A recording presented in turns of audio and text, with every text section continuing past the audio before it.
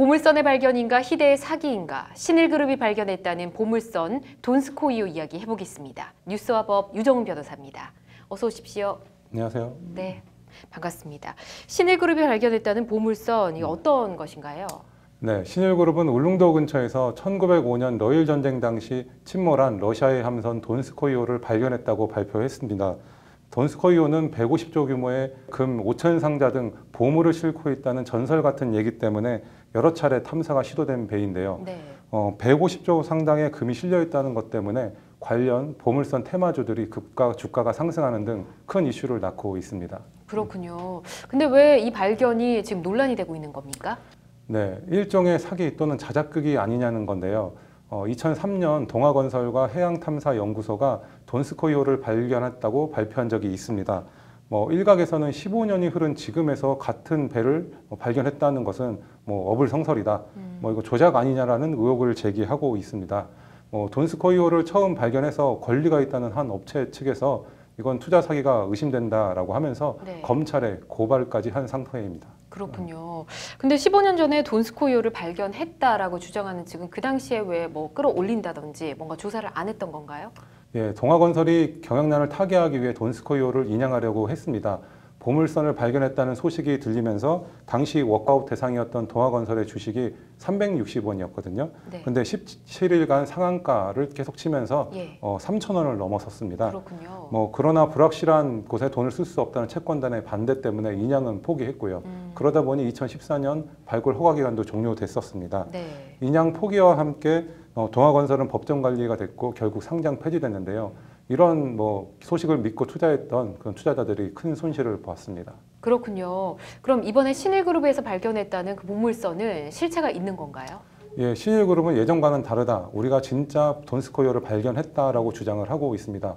그렇지만 좀 신빙성은 좀 없어 보입니다. 네. 신일그룹은 올해 6월 1일 설립된 자본금 1억짜리 회사에 불과하고 또 그 몇 차례 탐사 끝에 이런 중요한 보물선을 발굴했다는 것은 좀 믿기가 어렵기 때문입니다. 예. 향후 수사 경과를 좀 지켜봐야 되겠습니다만 허위일 가능성이 높아 보입니다. 그렇군요. 그럼 결국에 이번에도 사기극일 수도 있다 이런 이야기네요.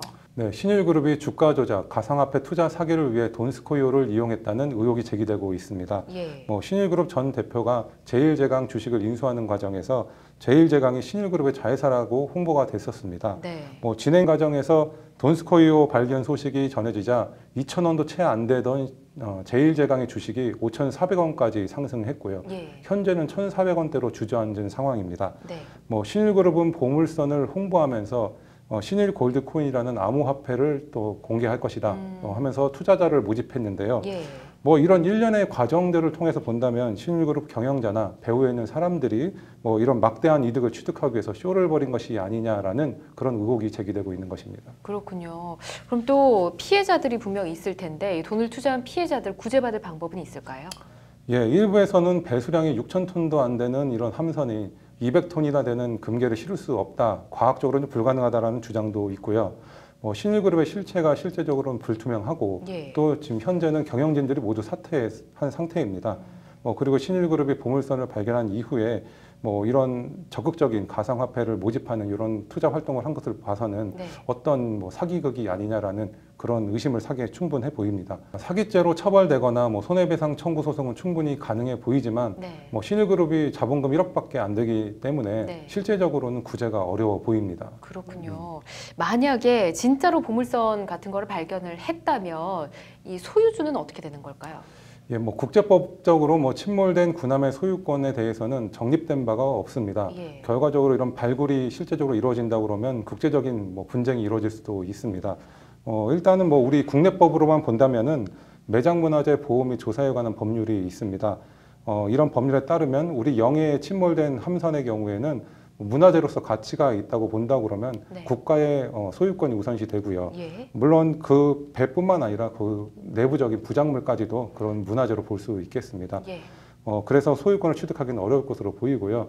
다만 유실물법이 준용되는 범위 내에서는 보상을 좀 해주거나 또는 문화재 발굴 비용 이런 경비를 보상해주는 그런 절차는 있습니다. 그렇군요. 일확천금을 미끼로 한 해프닝이라면 더 이상 피해자가 생기지 않도록 철저하게 수사를 해야 될 것 같습니다. 오늘 고맙습니다.